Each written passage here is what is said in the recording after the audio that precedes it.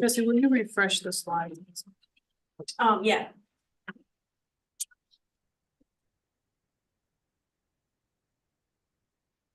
And Tina should just be, She is no, she should just be, she's not in the presentation.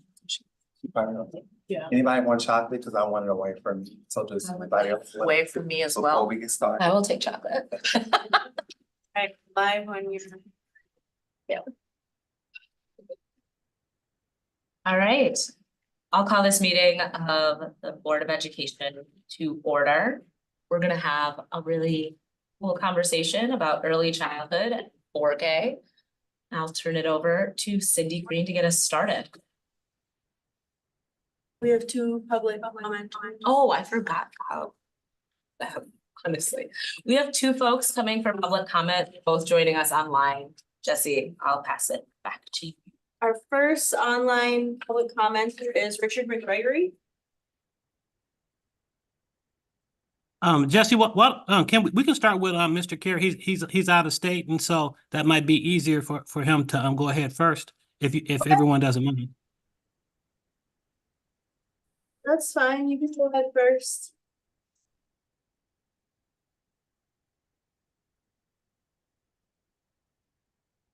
I think you might be muted. Can you see my screen? Yep. Okay, thank you.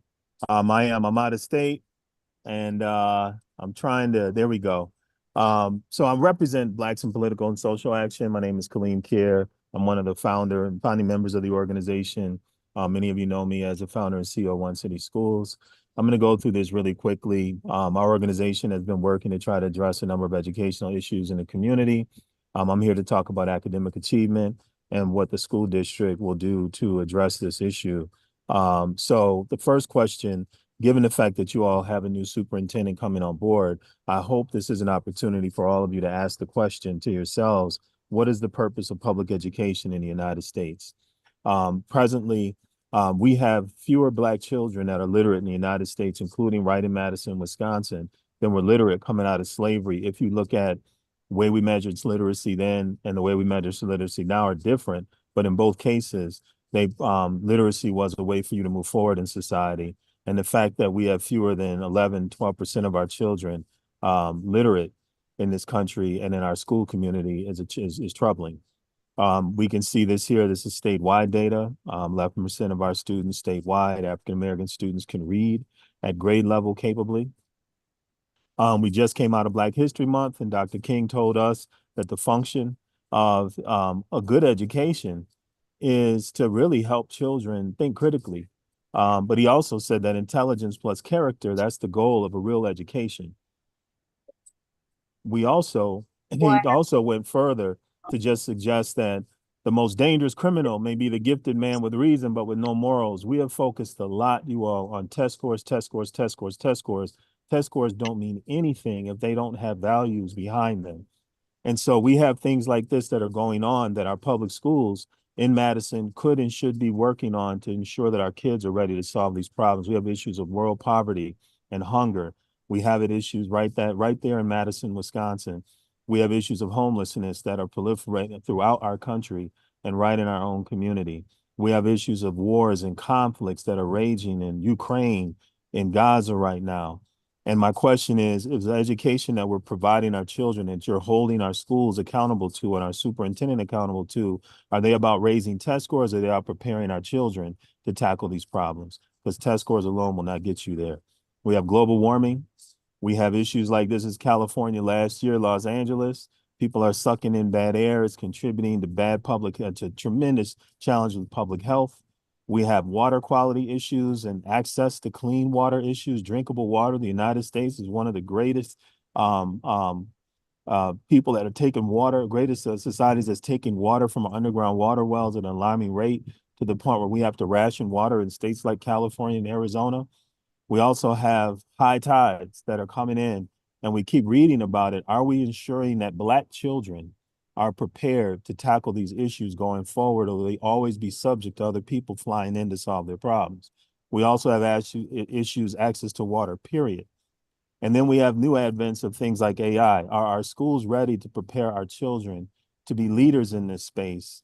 And is that the expectation that you all are setting for the leadership of our schools? We have model cities being created around the country. Are our children being considered valuable parts and members of creating a model city right in Madison, Wisconsin? We also have to ensure our children are prepared to live up this world. And again, I was involved with the whole test score issue when the Bush administration appointed me to the panel that advised U.S. Congress on the evaluation and implementation of No Child Left Behind when accountability standards were put in place in 2002.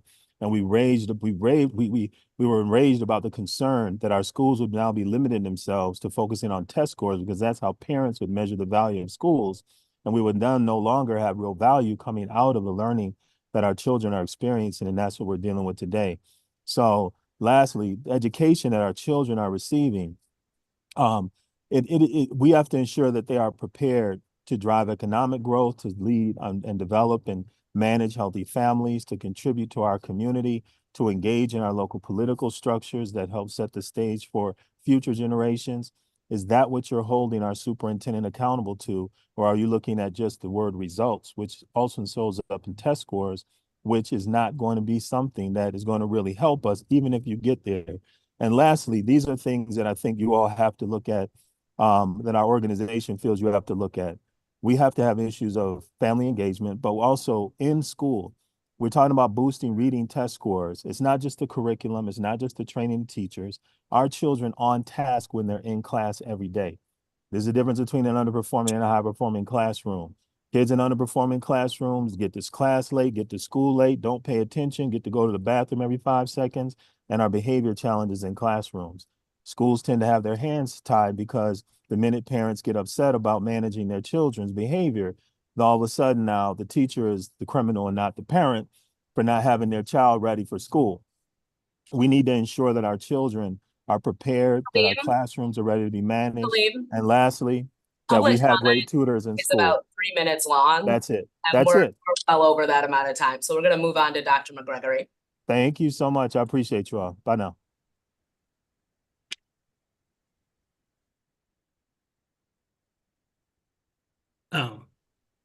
Thank you, members of the MMSD Board of Education. Richard McGregory, I'm the Education Chair for Blacks for Political and Social Action of Dane County. This statement is on behalf of the group. Relative to Goal 3 of the MMSD Strategic Framework, our committee's work this year has centered on putting a face on Black students in MMSD. Last month, members of our group talked about the F in the framework, financial. These remarks are about the A in the framework, academic. Before going further in my remarks, I would like to applaud the board, administration, and staff for all of the wonderful events throughout Black History Month, especially connected to the Read Your Heart Out. Literacy is important, and educators and activists have increasingly promoted the right to read as a prominent civil rights issue. The importance of improving literacy outcomes for Black students in MMSD is plainly evident. Anyone who sees our students and families as important can't be comfortable with the current district-wide reading proficiency scores in 2003 for Black students of 0.9% advanced, 7.1% proficient, 25.1% basic, 62.6% below basic, and 4.3% didn't take the test. 60 years have passed since the Civil Rights Act of 1964. Surely we don't need additional legislation for MMSD to commit to BPSADC's target of 10% improvement in these scores. We should be aligned on the goal of moving enough of our students out of the bottom category, whereby less than half of Black students in Madison have reading proficiency levels of below basic at a minimum. The literacy challenges faced by Black elementary and middle school students in MMSD become stark when they enter high school. The average ACT score for Black students in the state of Wisconsin and MMSD is 14.8, which trails the national average of 16. Unless the ACT performance of Black students in MMSD improves significantly, far too many Black students from MMSD will incur the expense of paying for developmental courses upon enrolling in any college for things like liberal arts transfer or articulated skilled trades programs. We support MMSD realigning resources and priorities in 24-25 to target greater participation, preparation, and performance for Black students on this critical exam, the ACT. Surely a 1-point improvement whereby Black students in Madison reach parity with the national average is a goal worthy of mutual commitment.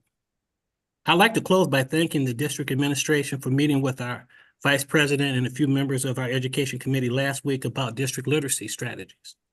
This sort of challenging dialogue, coupled with the great news about the hire of Dr. Gothard as the next superintendent, is a good sign of collaborative possibilities to affect change moving forward. Thank you very much.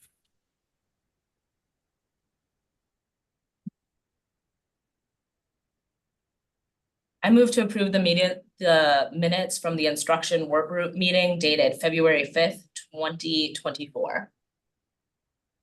Second. Second, Board Member Simkin, all those in favor, aye. All right, motion carries 5-0. We'll now hear from Cindy Green and our team about early childhood learning and full day 4K. Thank you so much, Board Chair Multro. Jesse, thank you, Jesse. I'm really excited for us to engage in this conversation tonight. I have two of my colleagues here, Colleen Wattoon, who is our Director of Early Learning and an expert in this field. And we also have Beth Vade, who is our Senior Executive of Research, Assessment, and Improvement, who will be sharing some information related to our MAP evaluation as well. So I'm grateful to be here with my colleagues. If you could get the slide deck going, Jesse, when you get a second, and we'll keep moving. If I could just Oh, interject, please. no, I just want to thank Colleen for being here tonight. Boy, I remember years ago when you first joined us. Yeah. And just am appreciative of the work around both half day and full day, and happy that it is our only agenda item tonight and we will get to dig that. Very exciting. Jesse, if you could go to the next slide, please. As always, anchoring in our 3 strategic framework goals tonight as we talk about early learning and early literacy. I hope everyone will see how we are truly trying to uplift and realize our goals that we have committed to as a system. Next slide, please. And our core values. Again, another area of really thinking about an equity strategy that we'll talk about tonight and how it is lifting the core values that we stand on as a district. And our outcomes for tonight is to really dig into understanding a little more about where we are with our programming, both half day and full day, who we serve, and also what we are learning as we continue to think about our next steps through our continuous improvement model. Next slide, please.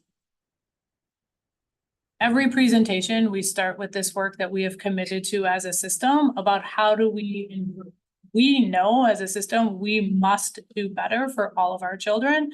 And we are continuing to try and stay the course and focus on ways to learn what we are doing and how we scale things that are going well and where we need to make improvements, how we reflect and we adjust along the way. We are using the guiding principles of improvement science to really help us as we think about this area of improving along the way, and also using our data literacy in order to make informed decisions. Next slide, please. And as we continue getting into tonight's presentation, getting better at getting better. Our strategic framework in line directly to the work we'll talk about tonight on early learning.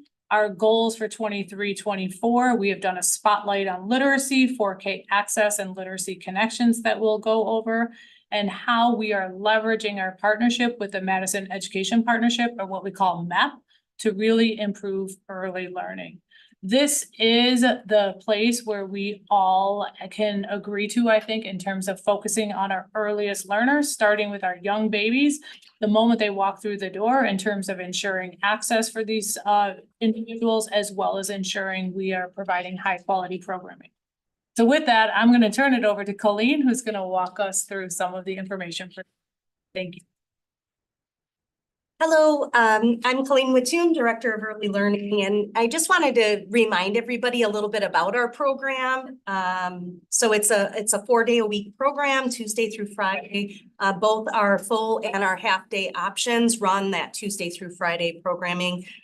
We use Creative Curriculum, which is a play-based curriculum, really centered around whole child development. We also use the pyramid model, which is our framework for teaching social and emotional development. And it really goes nicely with our curriculum and focuses in on social emotional skills and promoting positive interactions with children and families, and then preventing challenging behaviors from occurring before they even begin.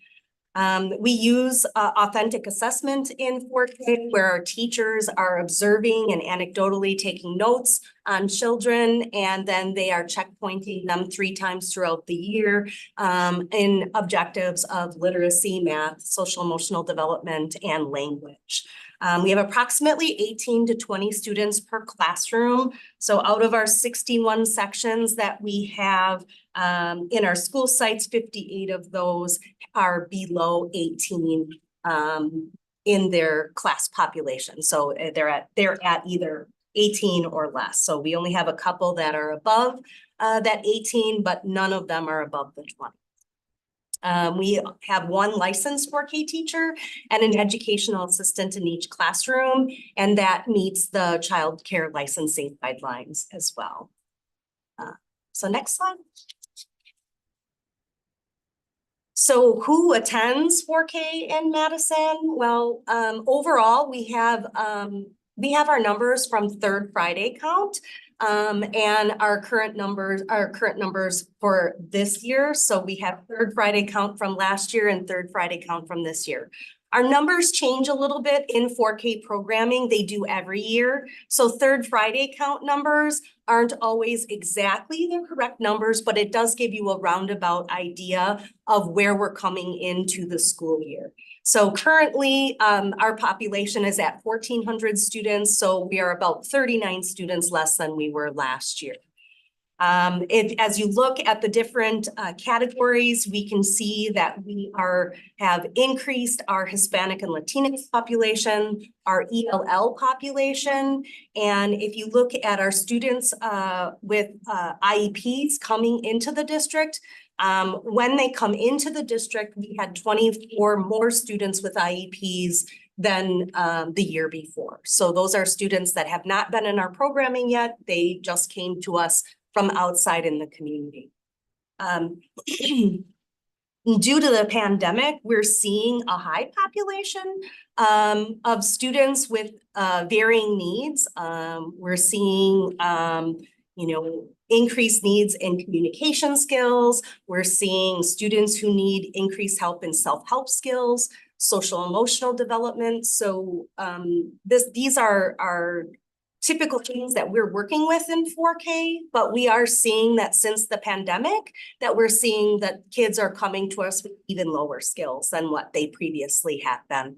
And we're not the only ones that are seeing that. Our partners in Verona and Sun Prairie and other Dane County directors that I meet with on a regular basis are also seeing an influx of students that are coming in for evaluations, and many more of those students are qualifying for services. So we are also seeing that there is an increase in students from not from low socioeconomic backgrounds. So that is also an increase in our population. So next slide. So you can see a little bit on the shifts. So this is kind of a slide that tells us about the number of sections that we have in our full day and our half day classrooms in our school sites and also in our EC sites. So we began implementing full day sections in our school sites. So we have 29 full day sections currently in our full day site, and we have 31 half day sections. In our ECE sites, we began offering full day to all of our Head Start sites, also MATC, as well as a UW site that has a high population of dual language learners.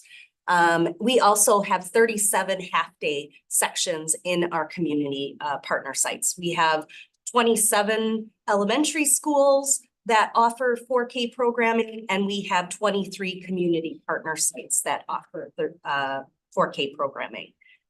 So next slide.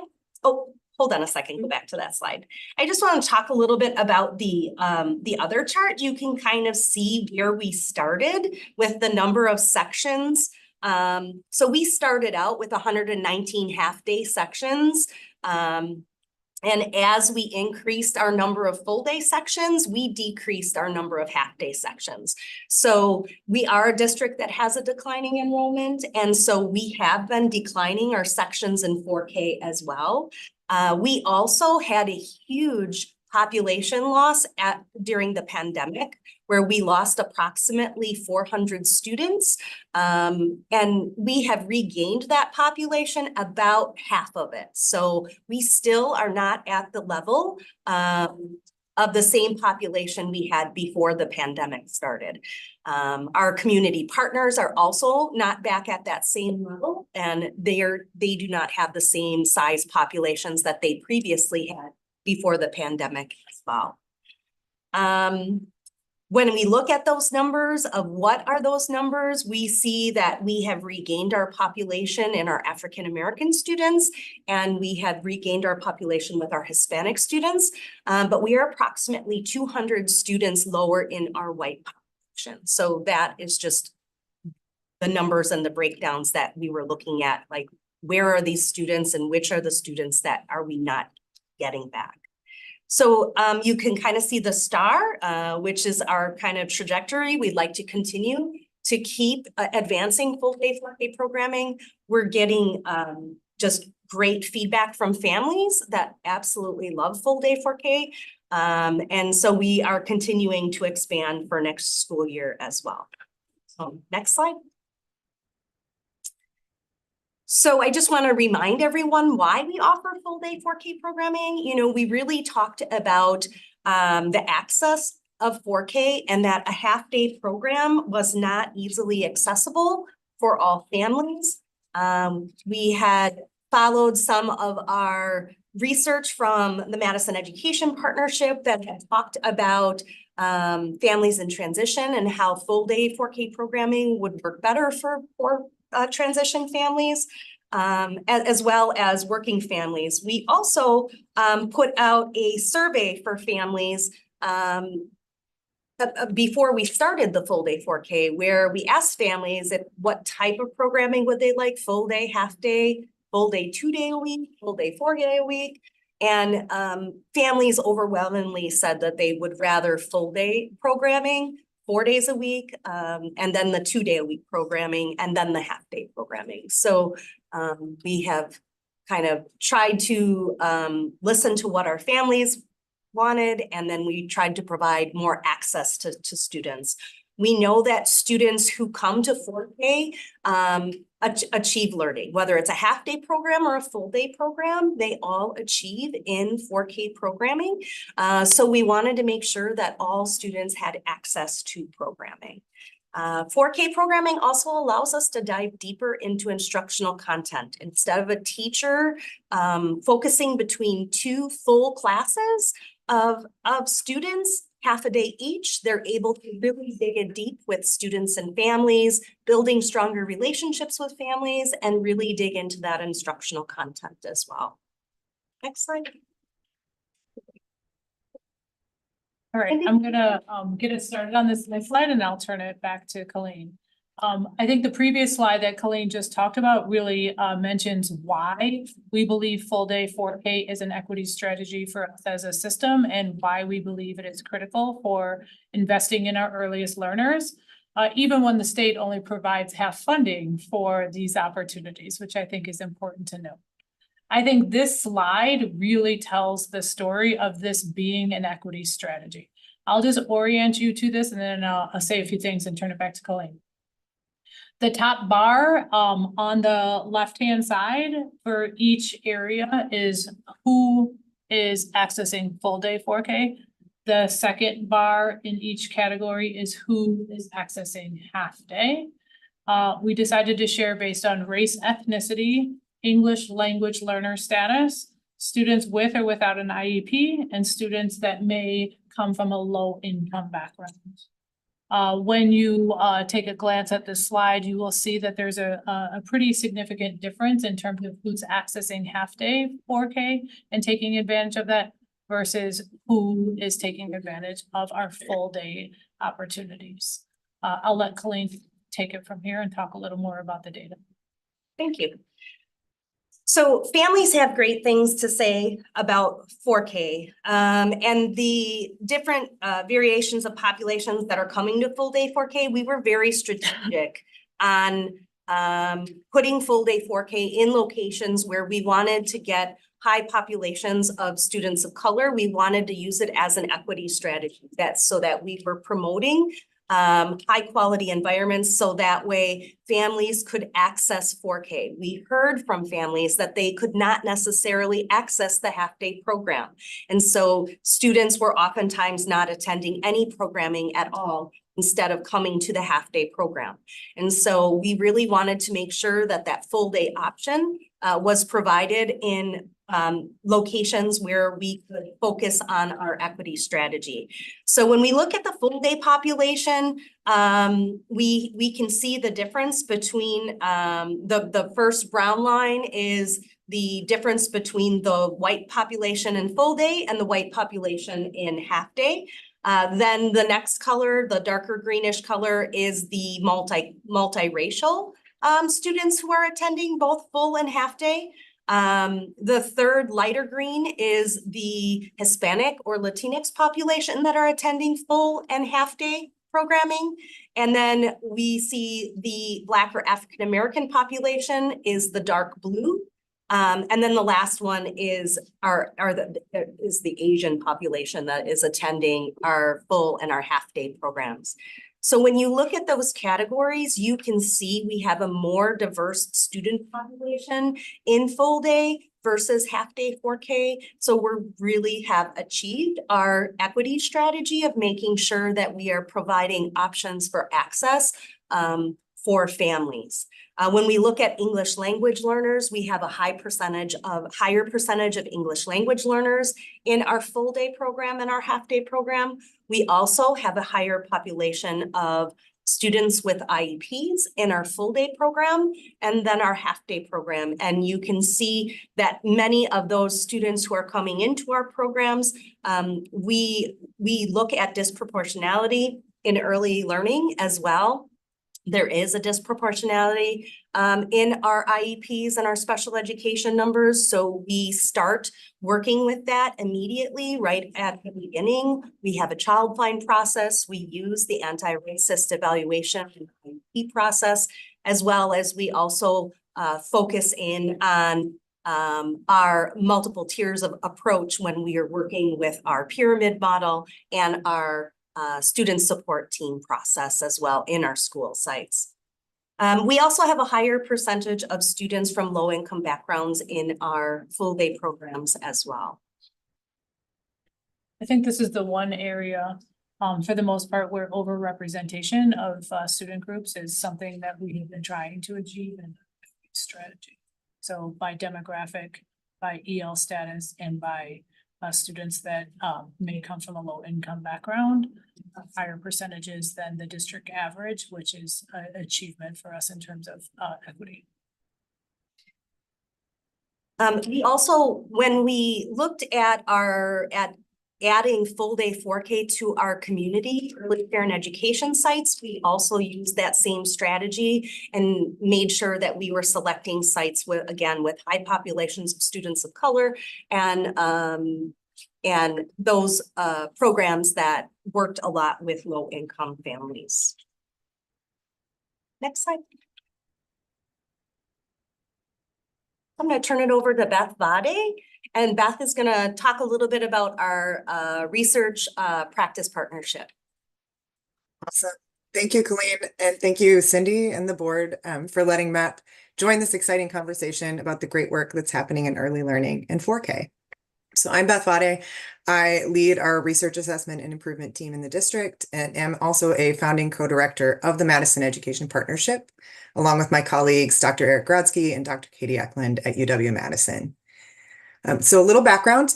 MEP is a research practice partnership that was launched in 2016 between MMSD and the Wisconsin Center for Education Research at UW-Madison. We have an active and diverse research portfolio that's designed to help improve experiences and outcomes for all MMSD students and reduce gaps in opportunity and achievement.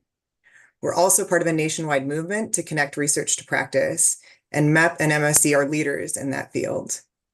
Our partnership began with early learning as our first problem of practice. Since 2016, we've worked together on 22 different studies around early learning in MMSD. And you can find a summary of that research in tonight's resources, along with links to our projects. Colleen and her team have been tremendous partners in this work, and I can't say enough about how thoughtful they are in wanting to learn more in rigorous ways about how we support our students. Next slide, please. For tonight's presentation, we wanted to shine a spotlight on our most recent evaluation of full day 4K. For the last 2 years, MEP has led an evaluation of full day 4K, working closely with our district and UW partners to conduct a quantitative study led by Dr. Eric Grodsky and Becca Beer, and a qualitative study led by Dr. Haley Love. For the 22-23 evaluation, we not only could look at outcomes and practices in half-day and full-day 4K classrooms, we could also follow our first cohort of students into kindergarten. So for this year's study, we assessed 461 4K and 5K students in numeracy, literacy, and executive functioning, as well as observed 24 classrooms at multiple points in time, and interviewed 23 teachers to examine patterns in 4K and 5K pedagogy. Through the evaluation, we've learned some important lessons, of which I'll highlight just a couple today. First, in 4K overall, regardless of the program model, students gain literacy, numeracy, and executive functioning skills. We also see modest evidence for greater gains in literacy in full day than half day classrooms, although those results are not statistically significant. Second, we see that all teachers engage in culturally responsive practices in their 4K classrooms. Full day 4K teachers provide more individualized supports for their students, such as special seating or individualized visual schedules, which reflect teachers' observed responsiveness to individual child's needs based on disability or cultural background. Teachers have also pointed out that full day gives them additional time to connect with families and to tailor instruction. So those are just a couple of the findings. There's a lot more, and we're excited to share the full reports with our community when they come out later this month. What's really exciting about this work is that this evaluation shows us how research practice partnerships can catalyze rigorous analysis and drive improvement.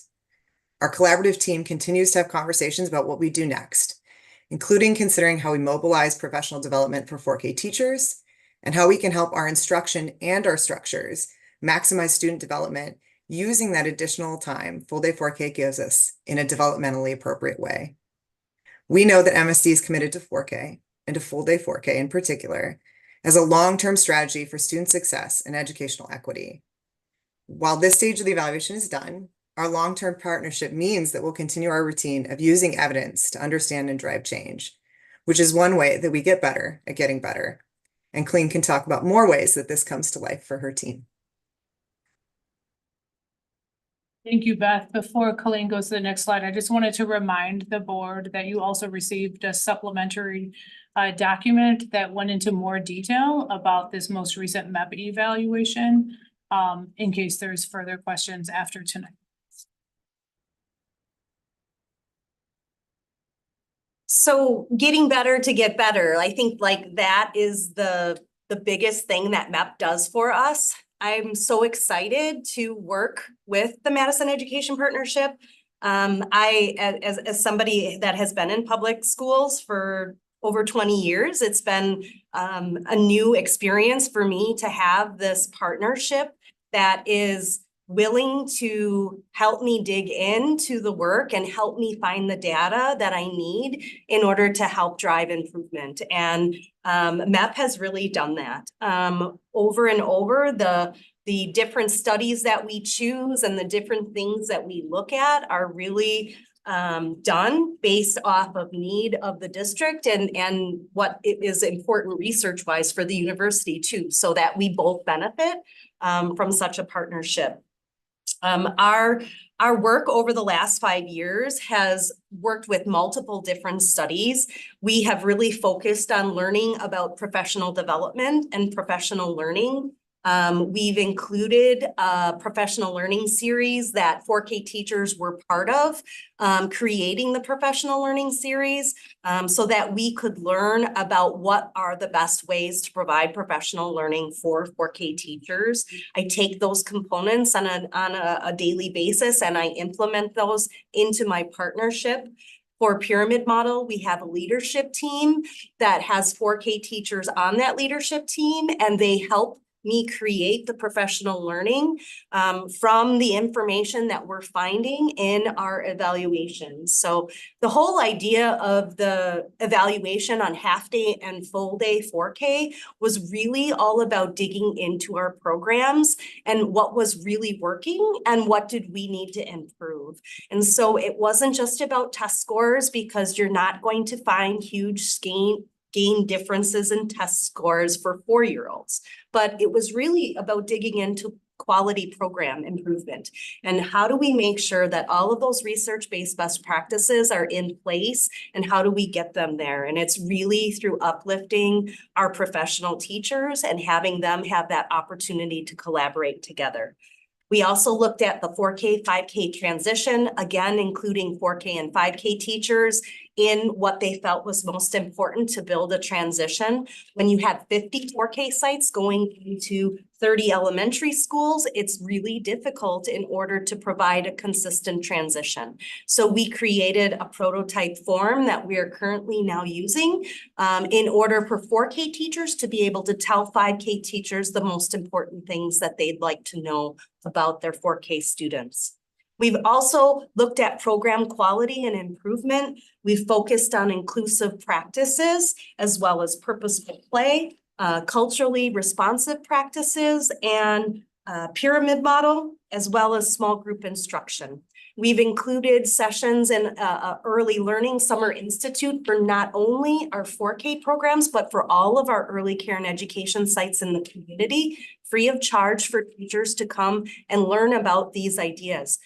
We saw that within our evaluation, these were areas that we needed to support and work on. And so those were areas that we have purposely focused our professional learning. We have uplifted our EC letters instruction. Almost 90% of our school staff are trained in EC letters, and we are focusing on the science of reading and all of the different elements of that through purposeful play and explicit literacy instruction.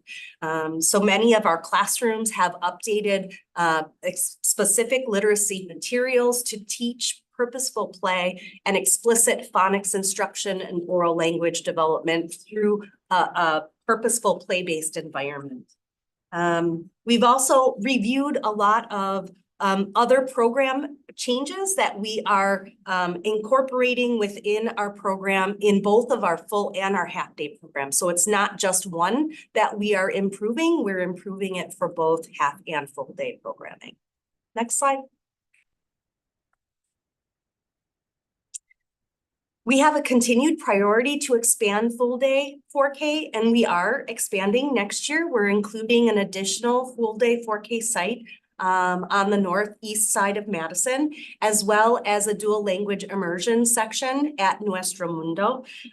We now offer programs in English, Spanish, and dual language immersion. We are also instead of adding and increasing the number of sections, we are ensuring that the sections that we have the right amount of support needed.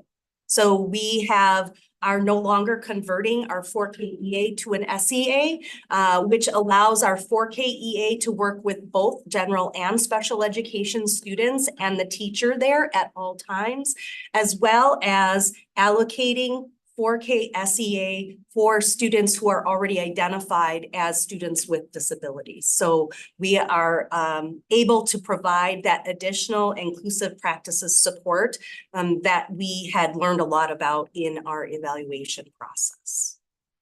Next slide. So as we're continuing our next steps, we're gonna continue to monitor our programs. I feel like we can't improve as a program and keep offering families what they want and need if we're not continually asking them and we're not including them in our decisions. So we continue to offer surveys yearly for staff, for families in order to learn more about what they like of full day 4K. We also are continuing to monitor our culturally relevant practices as well as the amount of small group instruction so we can focus on our literacy instruction. As well as continuing our collaboration with the Madison Education Partnership in order to continue to reflect on professional learning and different opportunities and different grant opportunities that are available out in nationally in order to be able to focus on early learning and how do we continue to just get better at getting better. We also want to remind the board to, as you are reviewing policy, that some policies, remember 4K was added after some of the board policies were created. So as you're reviewing those board policies, it's important that we remember to put 4K into those specific policies that are developmentally appropriate for them to be in part of. Also continuing the work with the long-range facility planning to continue to determine what our expansion of full day 4K could look like for our community as it continues. I continue to hear support for full day 4K from Governor Evers. I have not had any luck in hearing anything about they're going to start funding it at a 1.0.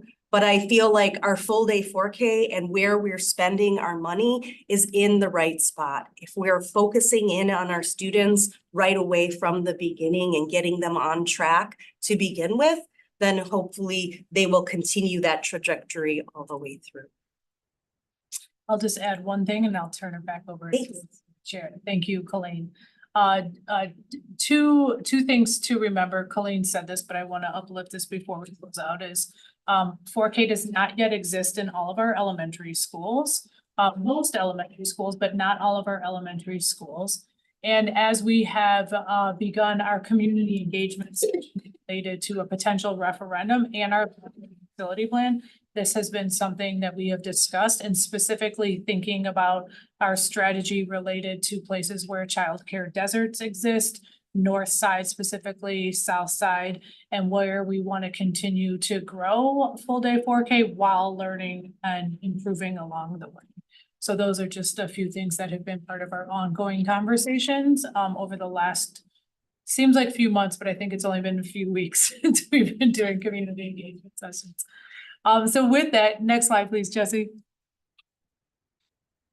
Every picture in here, I had this conversation with Ali when we met. I just wanted to remind every picture in here is one of our beautiful babies in one of our programs. So can't help but point that out. So we will turn it back over to Board Chair Muldrow and here for questions or anything else. Thank you. I appreciate that you reminded us that these are our students. So shout out to the young people in the pictures and also just, I really appreciated being able to see them engaged in activities relevant to their learning. I always ask about play-based learning, and in this presentation, I was like, oh, you can really see how some of that comes to life for young people. The future of Findorf, I think, was in one of those slides. Oh, it's really to point that out. Really, see, young referendum work. Yes. Board Member Vandermeulen, I've seen your hand for a while. Yes, I just want to thank you for changing it so that we don't use the instructional coach as a special ed teacher, instead give the adequate staffing. Because for a long time, that was when we did the conversion, that was a real problem because I kept talking to teachers and they're like, we don't have enough hands. We simply don't have enough people to be able to do this. I think that's incredibly helpful. My other thing that I'm curious about is, with the child find and the screening, do they still use a oral based screener, or do we have a nonverbal one?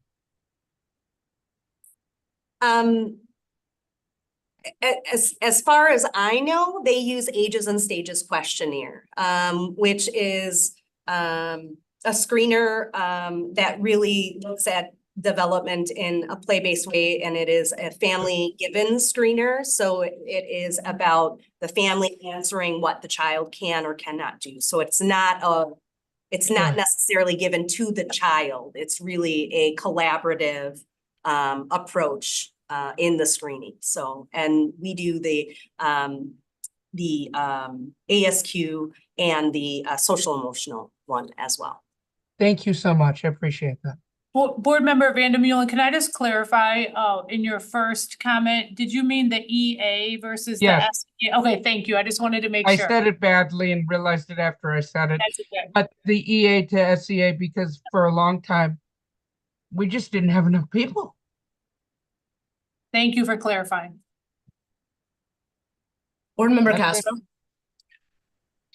Yeah, I just want to start by giving my thanks for the, the love and care and intentionality that y'all put into full day 4K and 4K. In many ways, it's families like first impression of the district, and I feel like their love shines through in that regard. I do think that it is I just want to put out there, I think it's a goal that we should pursue to make every Title I school have a section in full day 4K and make every Title I school a community school. And I think that's a goal that we are scaling up. And so I don't know if I have as much as a question, but just keeping in constant contact, because I know, Colleen, you put a lot of background work to get schools set up to accommodate a full day 4K section. And so just how the board can help support you in that process in your department. Thank you. Thanks, Board Member Castro. Board Member Mosmer-Feltman? Thank you. I have questions about the continuous improvement model and MAP and how we make choices about evaluation of beyond 4K. So I guess my questions are, can someone talk to me a little bit about because this is like a lot of studies on 4K and that's super cool, but I feel like I've never seen something like that from any other like piece of the puzzle when I'm hearing from instructional work group stuff. So I'm kind of curious about like, what's the genesis of it? How did it come to be that MAP works on 4K and early learning? I'm curious about how, like, are there questions that you have about what goes on in early learning that you're not studying, that like are not that you're not studying for whatever reason? And then I'm curious broadly, and maybe this is not a question that can be answered tonight, but when we talk about getting better district-wide, is there like a how do we think about doing this type of evaluation or similarly valuable evaluation in other places? And I'm thinking in particular about the amazing presentation we got from Dr. Bell and her team, where they were working off of an evaluation that had been done externally in 2019. So I'm sort of just curious about how different departments within C&I make decisions about the way in which they're going to evaluate their program. And it's a pretty general question, so I would take general answers as well. Thanks. Beth, do you want to start just in terms of the MEP piece and evaluations, and then Colleen and I can add? Yeah, for sure. So I can talk a little bit, and I'll keep it general and high level, because I could talk all day about MAP if you let me. The genesis of MAP. So we formed officially in 2016, but it was about 2 years of planning, and it came out of basically a call at that time of feeling like we had a university with world-class resources, who were individual faculty, were doing individual projects, and district with lots of amazing, smart people who could use that support, but it was hard to sort of systemically put those things together. And have relationships that would last over the course, not just of a single project, but over the course of like an entire problem of practice. And so at the time, this RPP model, there were some of us that really kind of believed it in its power. And there were some longstanding models like the consortium, the Chicago Consortium on School Research, which is one of the kind of best known models. And so we spent about a year and a half planning for that and then launched. And at the time, critical to making these partnerships work is to find a problem of practice that both the district side and the research side have like the right expertise, the right sort of will to take on the question in the moment, and like a willingness to see kind of the good and the bad and be open to where this is going to go. And early learning was a space where we felt like that was really we could try this. And we've been lucky enough that since the start and through transitions, Colleen did not start with us. She was given us as a partner, but like has been an amazing partner in the work. We've transitioned people on the university side as well. And we've been able to stay in this space and grow the faculty that work in it, the graduate students, and the various, I mean, now at this point, we have hundreds of teachers and staff who are part of this work. And so the genesis really came about of like just trying to bring together people who shared that common problem of practice and wanted to use a more rigorous body of evidence and work together to build it. And we've been lucky enough to do that work over time. MEP has other lines of work. We have about 3 other really active that we could talk about another time.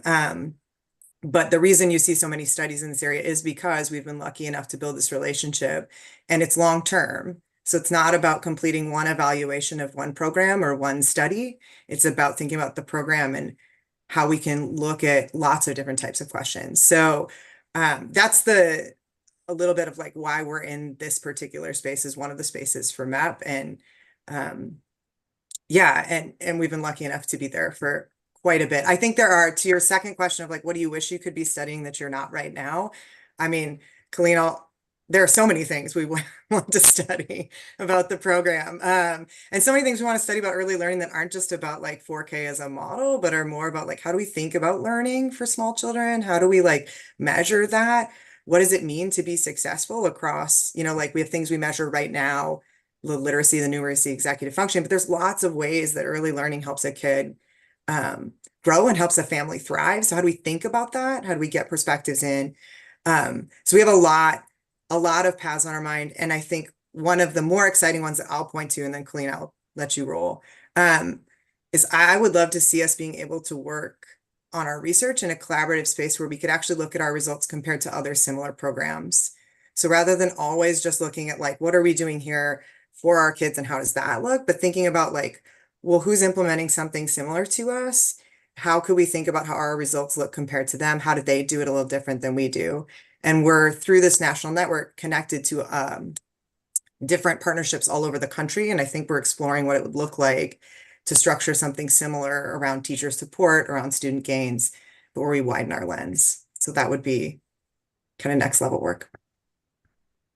I'll answer the other part of your question, which is around other plans or other things that have come to the board, such as unique EL plan. So there is a set of plans we call kind of major plans that were developed under previous administration, the EL plan, the advanced learning plan, special ed plan, etc. And those plans are programmatic implementation versus what Beth talked about in terms of a problem of practice. And at that time, there was a decision between the previous administration and the Board of Education to also have an external evaluation through a cadence or a cycle every 3 years, every 5 years. These major plans would have an external evaluation tied to them. And so that is why it is different, what you referenced, Blair, in terms of the ELL plan and kind of that evaluation versus MEP and our partnership, and where we're kind of really digging in together to focus on something that we really want to grapple with or learn more about, and then do the evaluation together.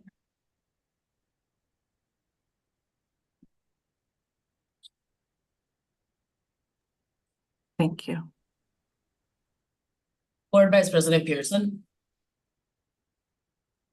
Yeah, thank you. I first want to just give so much gratitude to you all on this update, as well as just some of the breakdowns of data I think that were very helpful. I'm still interested to see maybe where folks or where our students have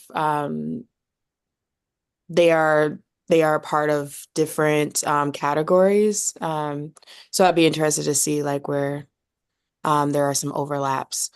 I also want to just ask quickly, it was somewhat already answered. Beth kind of mentioned like the next steps of like where we are in comparison to other districts or other communities that are doing something similar. Are you all thinking like that's like the next steps within like the year or like in a few years? Like where are we with that? Well, I think part of that is kind of determined on funding. So, we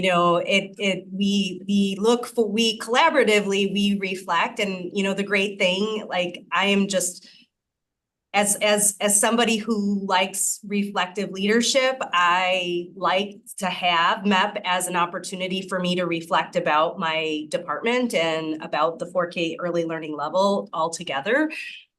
So that's why I'm very engaged in that work. And I have been part of creating full day 4K programs in other districts as well. So if we can find funding, oftentimes we find funding and they're looking for a specific category, and then we both find something that we're both interested in researching together, and then that funding helps to drive that work forward. So but yeah, we would love to be able to talk a little bit about, what other school districts. We know Racine is doing full day 4K, Milwaukee is, Beloit is. And all of these districts are doing full day 4K without receiving additional funding. And they do it because we know that we're focusing in on this early learning level of when children's brains are developing the most. So again, that's why we're focusing in on that early learning level. Yeah, thank you for that. I just find it important for us to like have that context.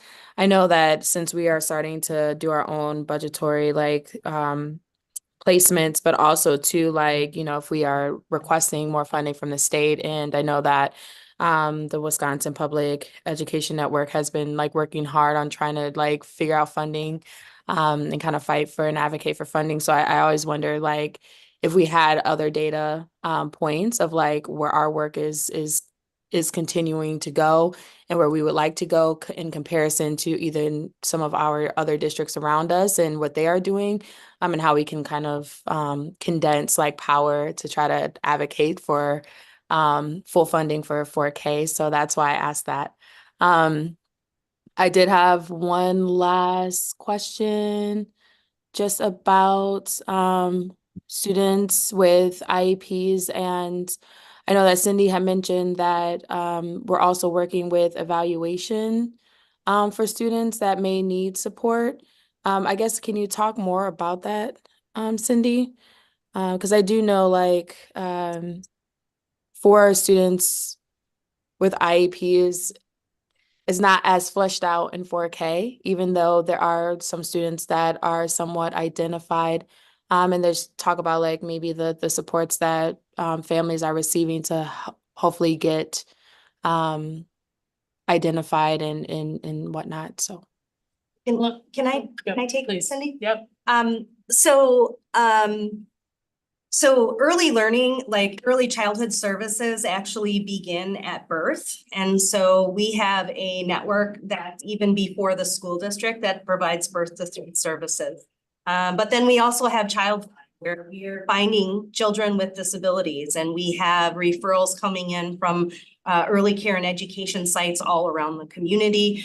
And we are they're all funneling into the district. And the district is then using its anti-racist IEP practice in order to focus in, or evaluation practice in order to focus in on those evaluations. We in 4K, so oftentimes students will come to us with an IEP, but sometimes they don't come to us with an IEP. Sometimes 4K is their very first experience in any type of school setting or structure, right? And so they will come into our programs. And so we offer support for students, whether they are general ed or special education. We provide the necessary supports that they need, whether they're identified or not. If the student needs more support, the teacher will work with the family and oftentimes create a student support team. They will then review data and collect data, and then they will complete an evaluation during the school year, and they will then determine whether or not the student qualifies for special education services or not. It's not easy for a child to be identified as a student with a disability. They have to have delays in multiple areas in order to qualify as a student with a disability. So our 4K programs serve all students, and we bring those supports right into the classrooms within our programs, and the teachers and other students, the peer models of the classroom, just do a great job in, really encompassing a environment where everyone's included. So oftentimes, though, we don't know that these children are coming to us that they have additional needs. And so that created an issue, especially if the EA was an SEA and there wasn't an identified student with special needs in that program. So the additions of the EA time and the SEA are for students. The SEA time is for students who are already identified as students with disabilities. And the EA time is there for both students, general education and special education students, so that there is additional support. After the pandemic, like I said, in our programs, our teachers, what used to be okay for us to have 20 kids in a classroom, it's more difficult today. Our kids are coming to us with lack of language skills and lack of self-help, or they're not toilet trained. And so a lot of these delays in their development are happening. And part of it is because they just didn't have experiences out in public, and they weren't with other children, and they were isolated during the pandemic. And I feel like this is what we're seeing across our whole county, not just our city, school district of Madison, because other school districts are talking about the same issues. Thank you for that answer. And I was going to ask a question about advanced learning, especially around like leadership and whatnot for 4Kers, but I'm not exactly sure if you guys identify students that early. Yeah, we don't identify students that early, but we do meet the needs of advanced learning students. We will actually give the kindergarten teacher suggestions if that's a student that we feel like has advanced learning needs. Our assessment in 4K actually provides a developmental continuum from birth to 3rd grade. So our curriculum and our assessment will actually tell a teacher exactly what to work on, even if they are not in that level, but it will give them the continuum of what they should work on with that student. So they can individually meet the needs of students that are advanced learning students. And then we can get that information on to kindergarten teachers, who then they start that identification process. Okay, great. Thank you so much for your answers. And I'm looking forward to the full report to see where some of that qualitative data is coming from. I'm very interested to see what that looks like. Thank you. Great. Board Member Simpkin. Yes, thank you. So I've got a list of questions, of course. So I'm going to go through one at a time to give you a chance to keep up with me. So the first set of questions is really around the structure of what we're offering. And I'm wondering, first of all, when we looked at that chart that talked about having less students enrolled right now that are lower income and more that are not, do we have any indication as to why that shift has just taken place? We do not.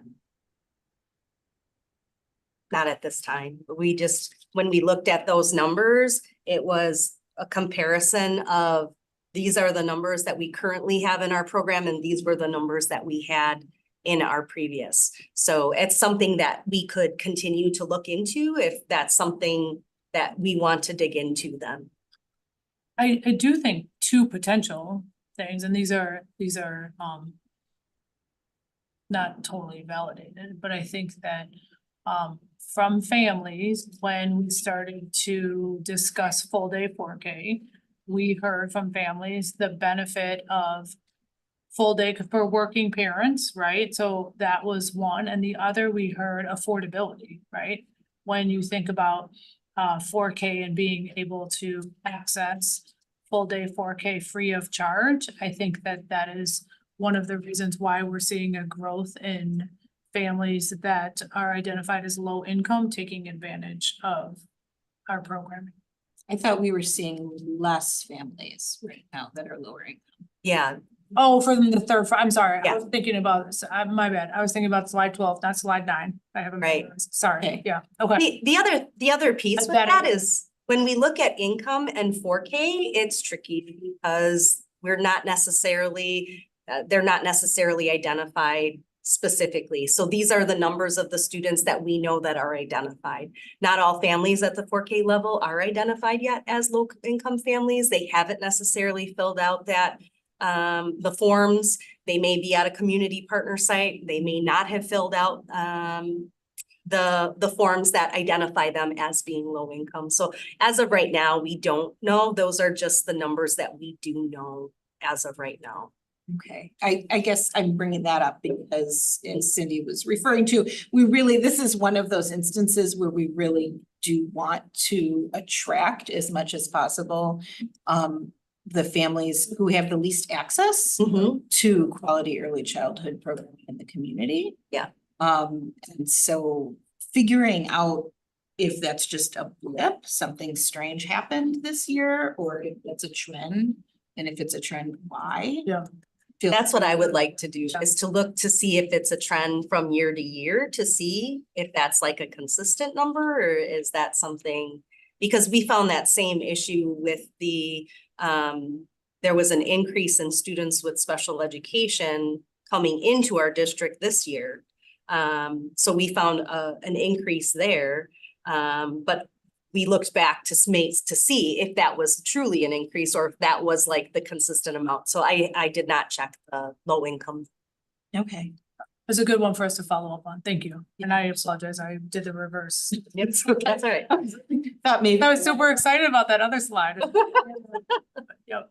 Okay, so here's my next question. So again, this is talking about, equity of access, and full day 4K is going to be far easier for families who have less ability to be home during the day, to be able to access the part day. I'm wondering, as we've made this very slow shift from half day to increasing full day, if we have families who prefer to be in full day who don't have that option, and so they're in half day.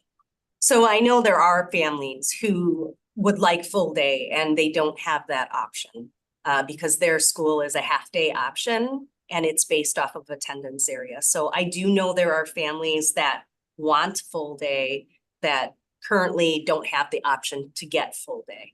I also know that there are some full day options that families don't want full day and they want half day options.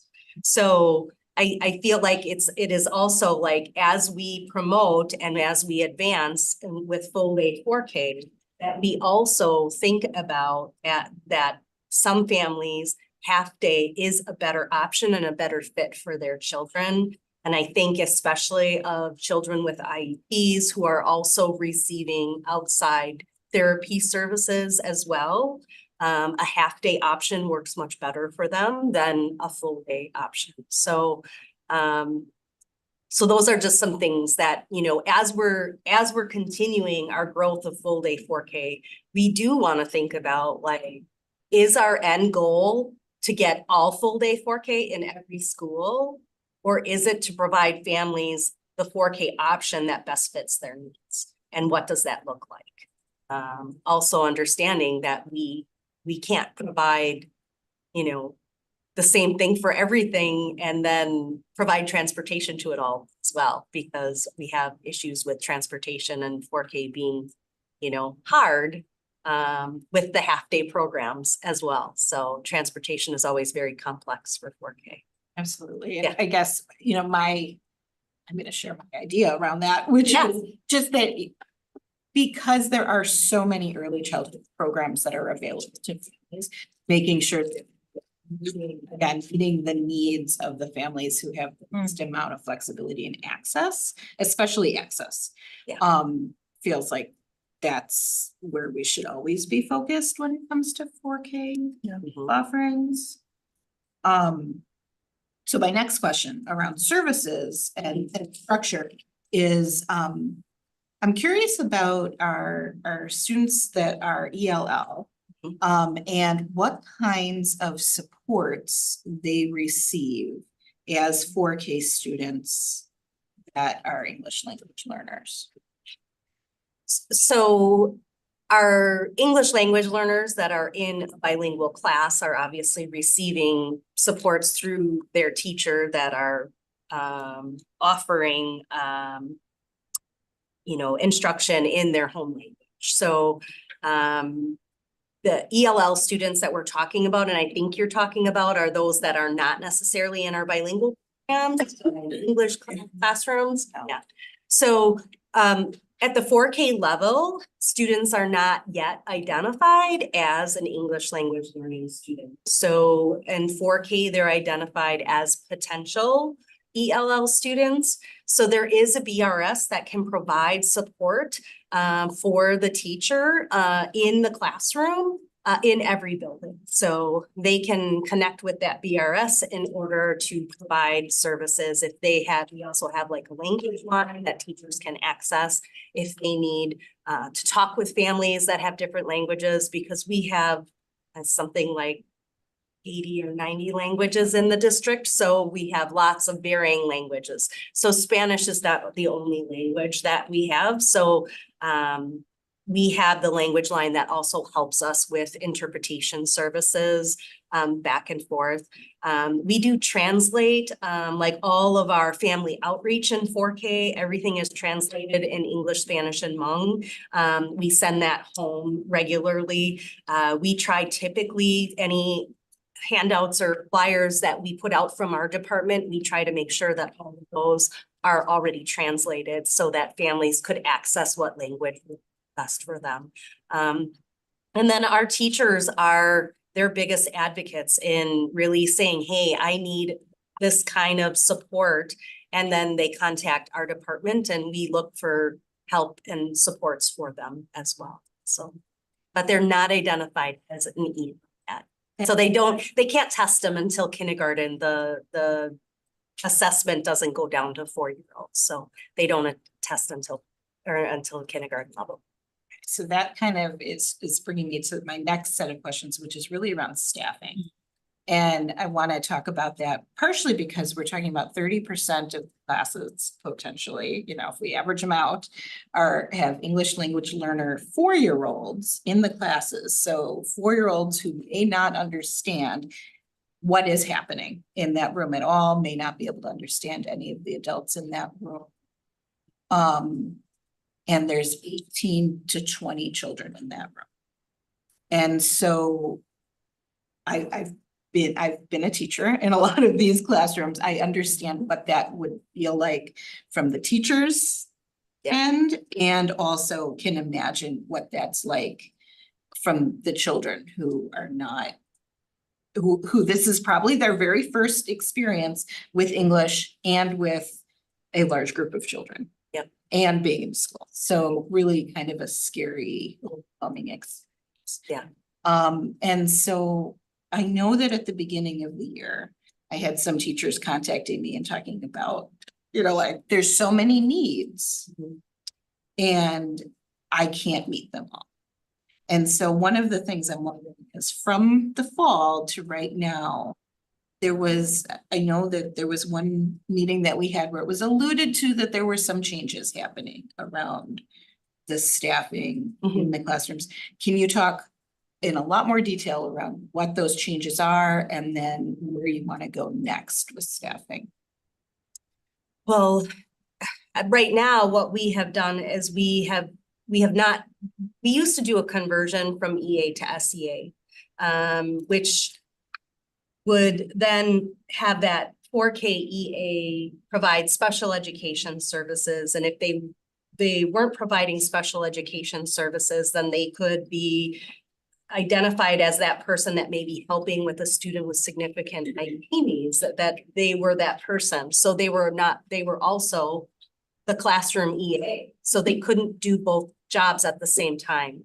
And this has been a problem that we've had multiple years that we've talked about. And so instead of expanding the full day 4K, we expanded the support model in order to make sure that our classrooms had an EA to be able to support the class with the teacher. And then we had an SEA allocation to be able to support special education students that are identified as having a disability. So the EA can service both general and special education students. The SEA can only support students that are already identified as having a disability. So that's the change that we made.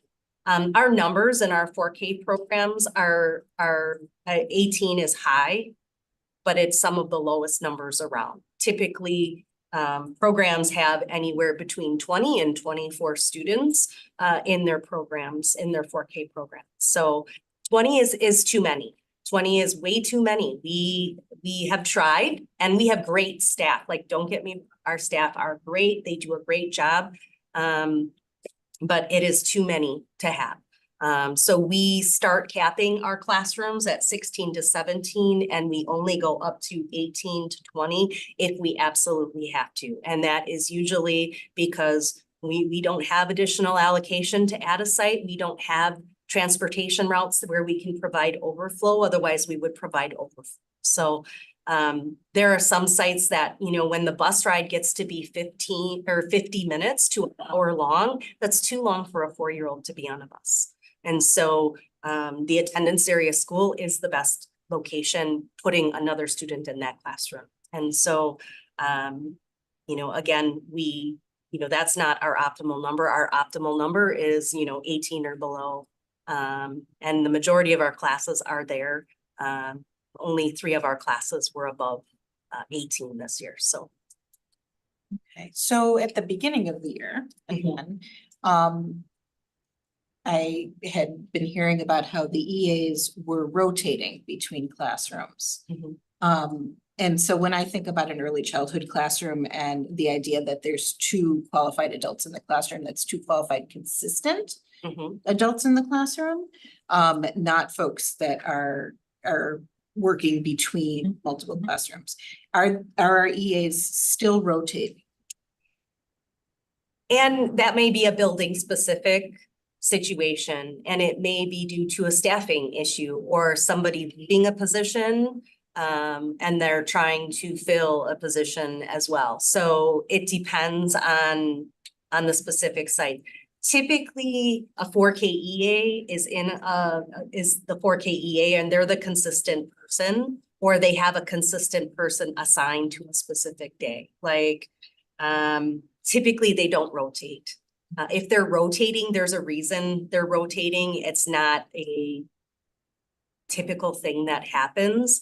Usually the 4K EA is the EA, and the teacher is the teacher, and I just want to clarify one thing. We allocate EA specific to 4K. I think there could be a fluke where something happened, but what the other thing that I just want to name for this year that we've done also is as soon as we did have students that came in that were identified as SEAs, we've added SEA allocation this year as well. So a reminder through our processes that we go through at the 3rd Friday count and or if any changes happen in enrollment. So there was a decent, I don't want to say significant, but a decent number of SEAs that were added as well. And then we do allocate off the base EA allocation specific to 4K.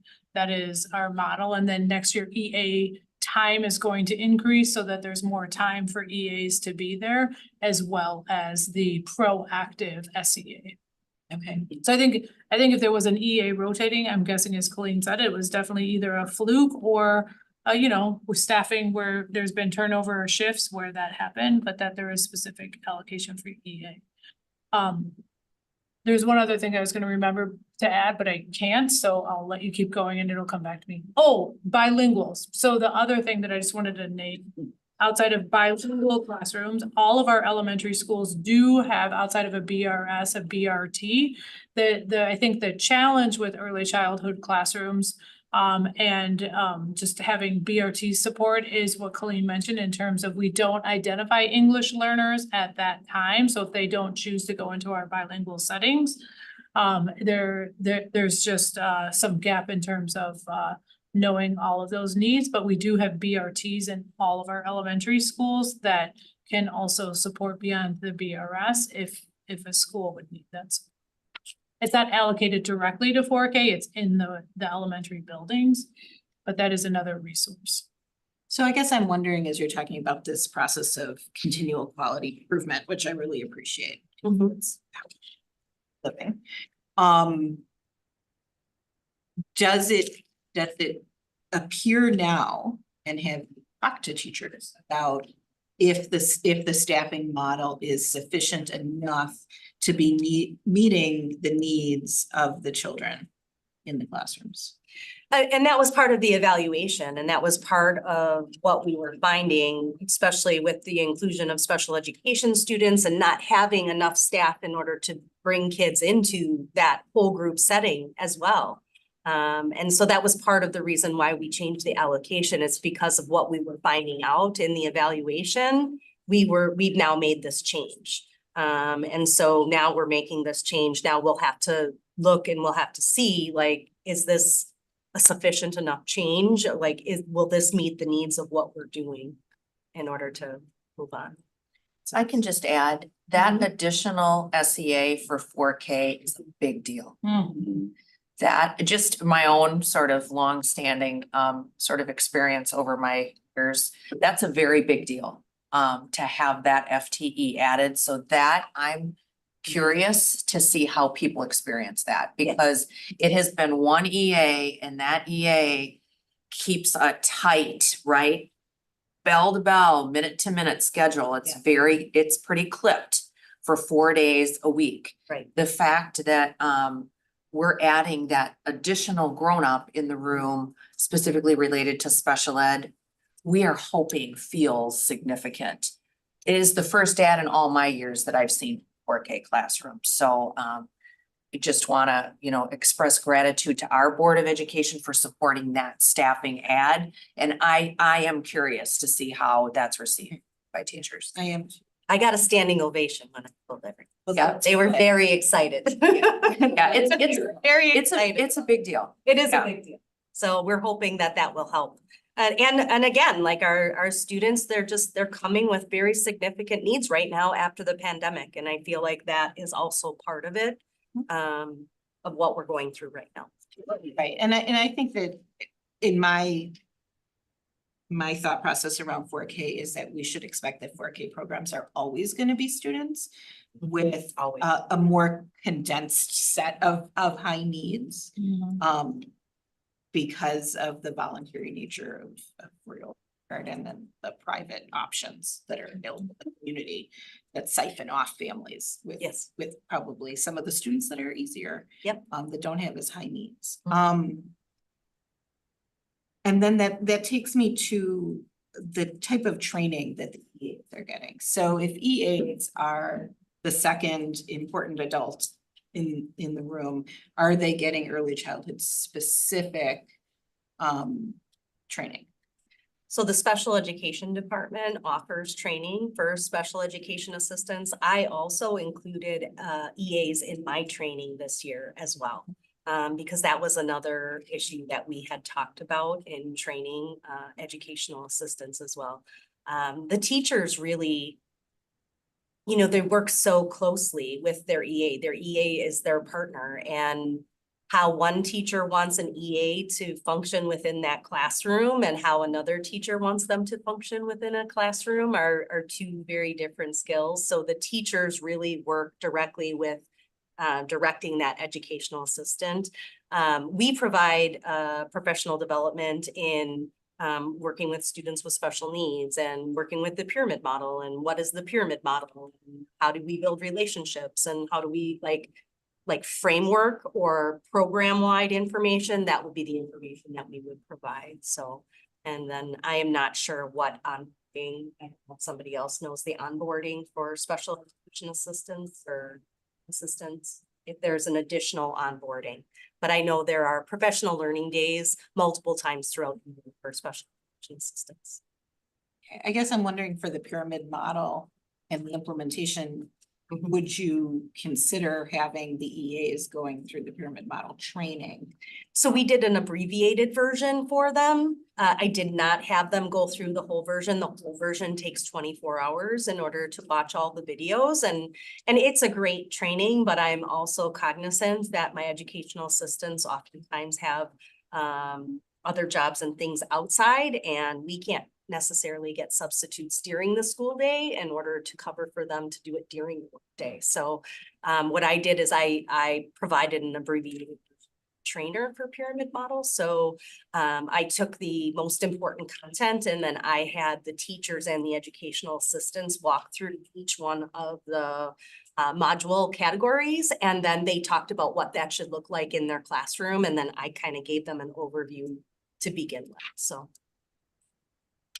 I'd be interested how that's being implemented by the EAs in the classroom. And the reason why is, again, because of the feedback that I'm receiving around EAs not having early childhood specific it is amazing. focus. It's amazing to see the classrooms that are implementing pyramid model, and they're using the positive descriptive language, and they have the visual supports, and they're teaching the solution cards and Tucker Turtle, and they've got Tucker's Hideout, and the teacher and the educational assistant are both using the language interchangeably. They're talking about Buzzy Bee says, be safe and be kind. And so it's really amazing to see in the classes that are implementing it. As all staff are trained in pyramid model, and we're promoting it through all staff.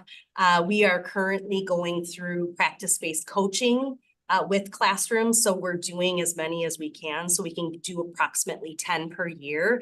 And so then we are doing the teaching pyramid model observation tool with them. And then the teachers and their coach are reflecting on the practices in order to get them to the 80% of implementation, so that they are doing fidelity of the pyramid model. So Okay, it's all building. it's working. Together. So two last questions. The first is around policy.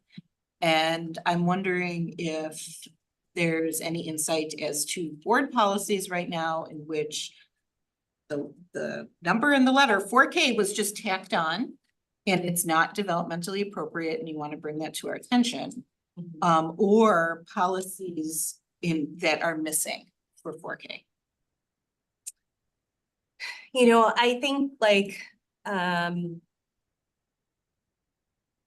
so our class policy, we don't have 4K included in there. The transportation policy is not specifically including 4K, but the state statute includes it. So this is where we have some controversy of is it in our board policy or not? It's in state statutes, so we have to do it because it's in state statutes, whether it's in our board policy or not. So, so as we work through those things and we talk about those things, you know, have I had anything specifically stick out to me that says 4K needs to be added to this?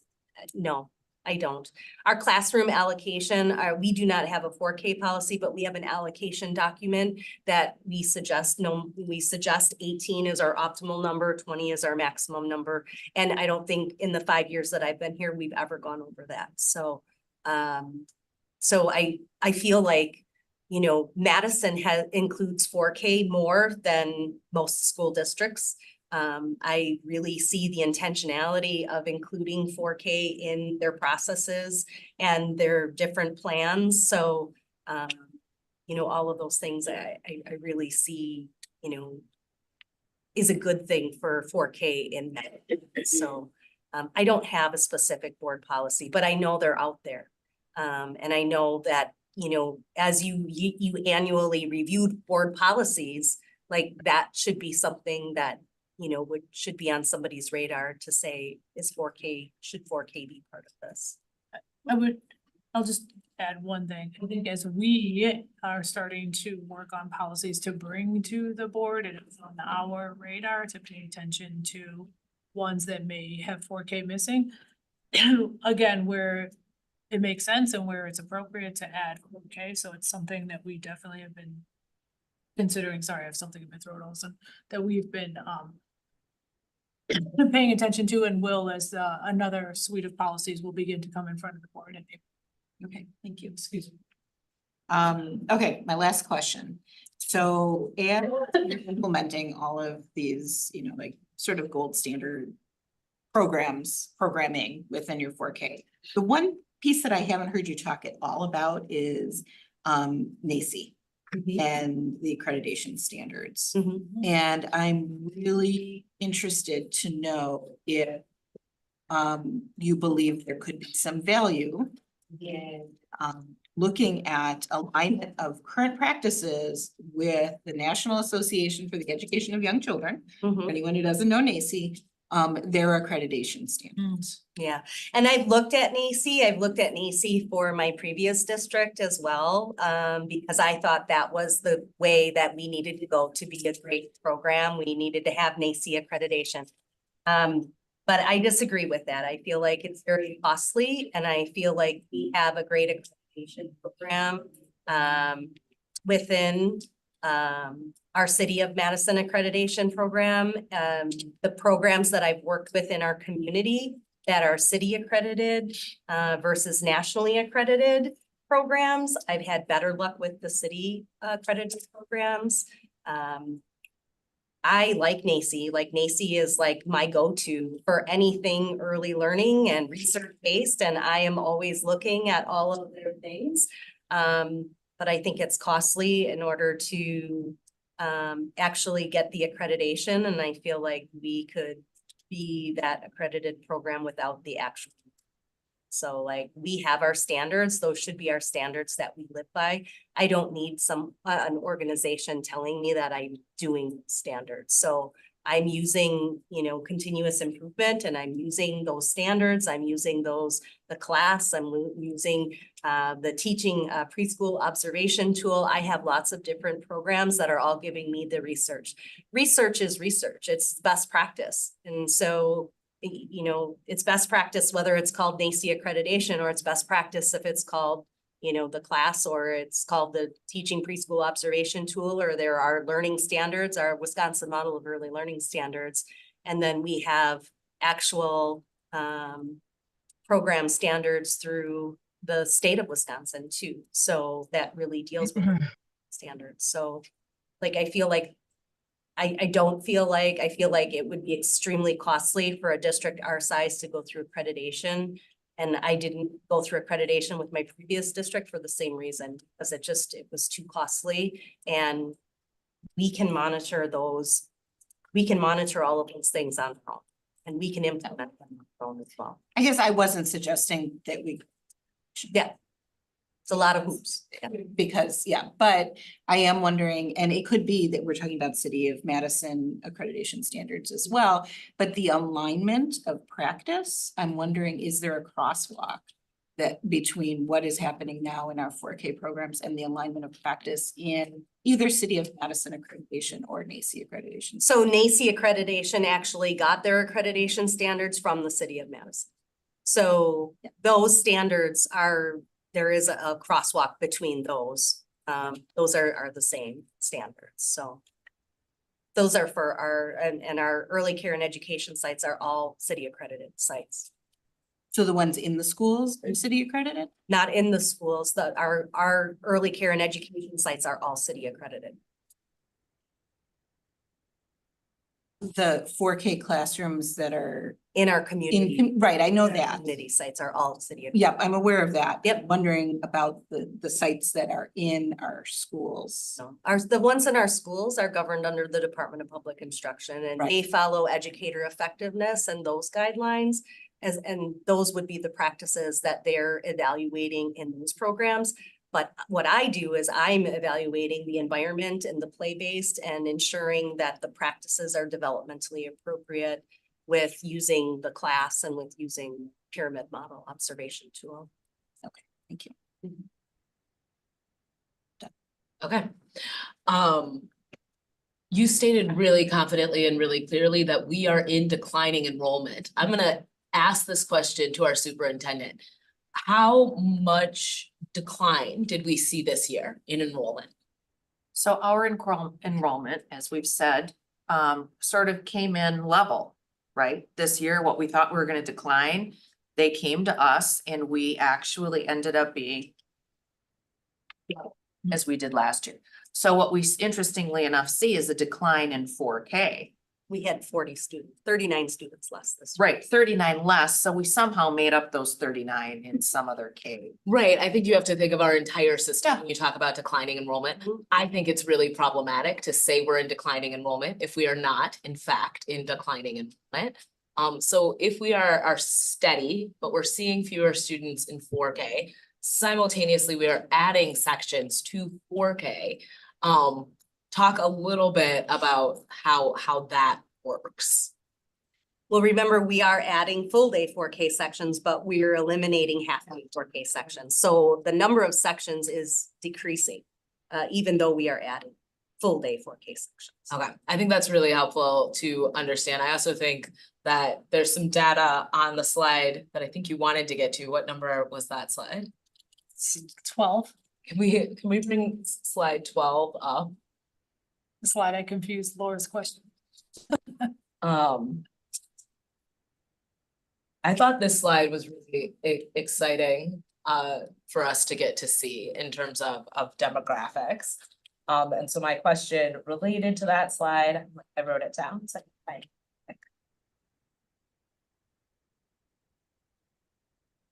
While you're finding that question, I just want to go back to the enrollment because that while the numbers we showed on our slides here are from third Friday count, we know that enrollment at 4K is ever changing and we have increased since that third Friday count.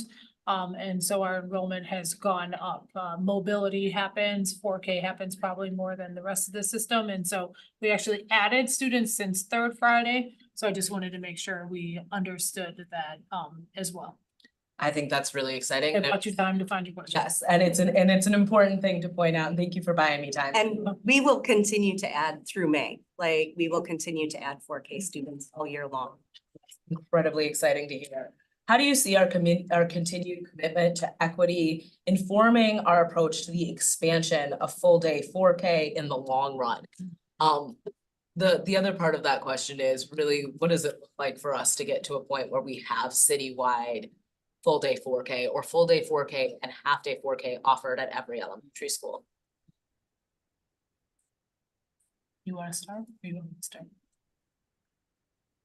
Yeah, you wanna take a stab at it or I can. So I think the first I'll talk about equity. So back to this slide, as I mentioned before, we have over-representation of the students and families that we are trying to privilege with full day 4K. I have a mint in my mouth.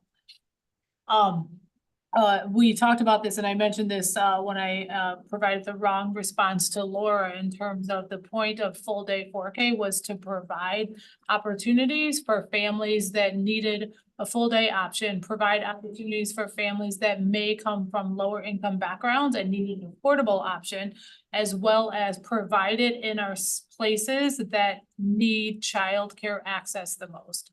North side, south side, places where we're seeing growing need. The representation here shows again our student population and where we have overrepresentation of African-American students, overrepresentation of our students that identify as English learners, and overrepresentation of students in families that come from low-income backgrounds, taking advantage of that. So to your question of how does this serve as our equity strategy, this is the definition of equity, privileging those that need it the most and also ensuring that we're serving those that could benefit the most from that. The other question around how do we get to a point of full day or half day in all of our schools?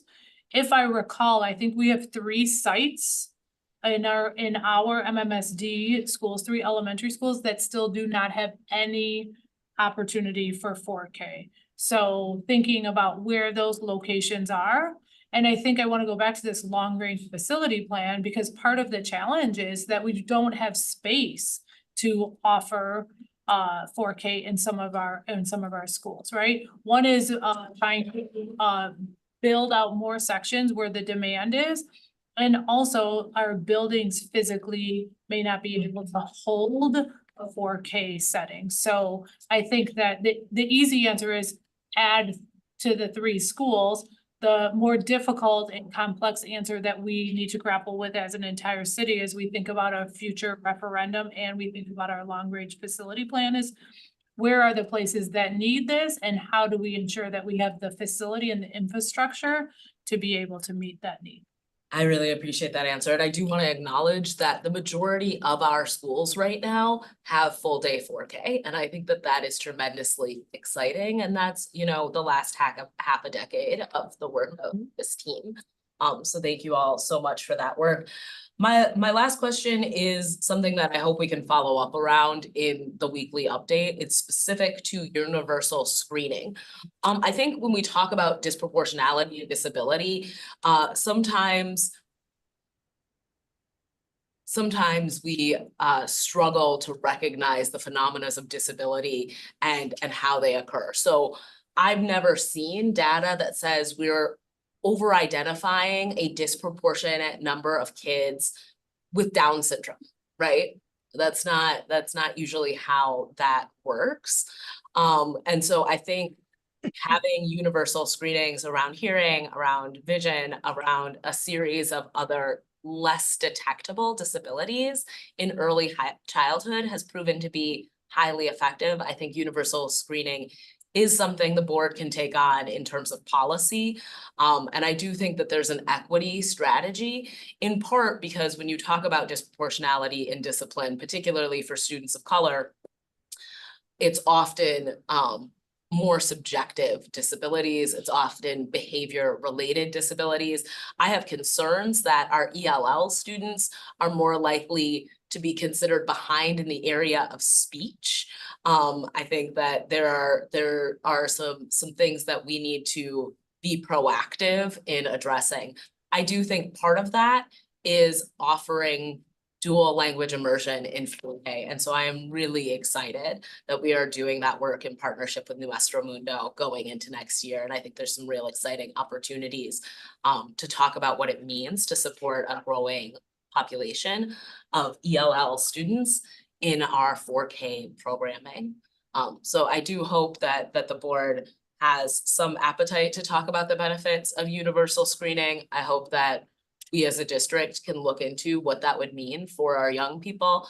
And I hope we're able to have a pretty honest conversation about overrepresentation for students with IEPs being kids of color at the 4K level, because that does feel like a little bit of a red flag in terms of our programming. That's it for my comments. Unless there's any other comments from the board, I want to thank you all so much for presenting. And I'll entertain a motion to adjourn. So move. Second, Maya. All those in favor? Aye. Motion carries 5-0. Good night. Thank you. Have a good night, everyone. We have another meeting now, right? Meeting, don't forget. Yeah.